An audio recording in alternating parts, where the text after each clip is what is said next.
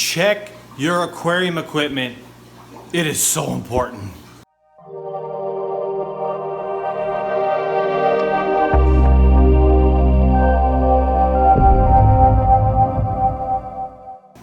YouTube, it's Paul, the Inventory King. How's everybody doing?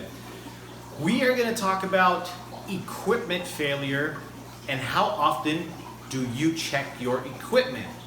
So we all know we have filters, we have heaters, some people will have wave makers, there's a whole bunch of different things, air pumps, you name it. We all know there's a lot of things in this hobby that we use for our fish. So I wanted to discuss with you guys, do you frequently check your equipment or do you not? And I'm going to give you guys some examples of what happened to me and why I'm glad I frequently check my equipment. Let's take a look at what I'm talking about.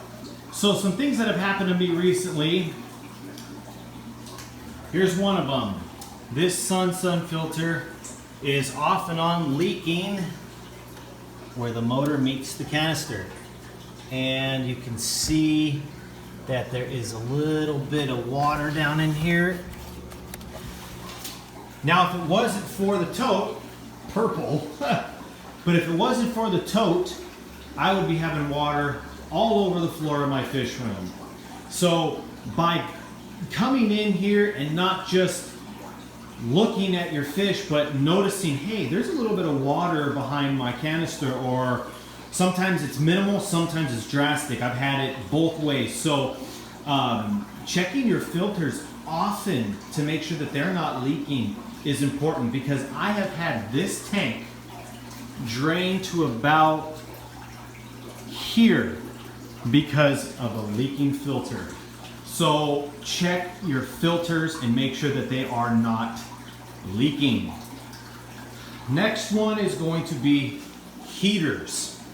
Okay, so we all know heaters keep the water for our fish warm. Well, something that's been happening, and you can see it down there's another one I have laying down, that I checked my water temperature, and sure enough, the water is in the low 70s, upper 60s. The heater's plugged in. I have them plugged in, but there's something going on with the thermostat that is causing it to not turn on. So I'm having to pull this out and tap it on the aquarium to get it to start back up. So just because your just because your heaters are plugged in does not mean that they're working. And also, I'll give you guys another example of a heater on my grow out tank here. So you can see here for the fry tank, I have a Rainbird temperature controller, which is working perfectly. Well, as you can see, I have this plugged in here, which actually is not plugged into the Rainbird, because for some reason I was having the heaters not kick on. So the thermostat was on and trying to run, but the heaters weren't. And again, it had something to do with the thermostat right here on top. Obviously this one's working, but that was an issue I had on this tank, and same thing, low temperature. So check your heaters.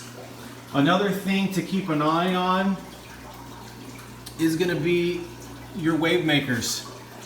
Sometimes they can get so gunked up with, you know, just the grime of a tank, and it could seize them. Now, if you're relying on a wave maker to keep your aquarium water moving or breaking the surface, you want to make sure that they are running and not running.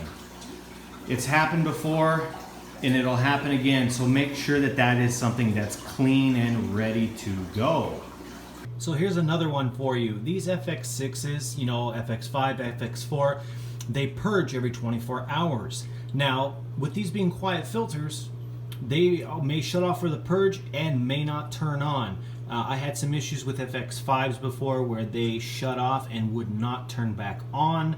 So that is something to keep an eye on. You want to make sure that your filters are running. I mean, obviously you could hear them sometimes, or it's as easy as putting your hand on here and you feel the vibration of the filter, you know it's running. So definitely check that out.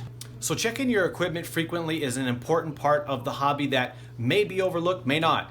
So in the comment section down below, let me know how often you check your equipment. Let's get some conversation sparked up about this. Please like the video, please share the video, please subscribe, and stay tanked.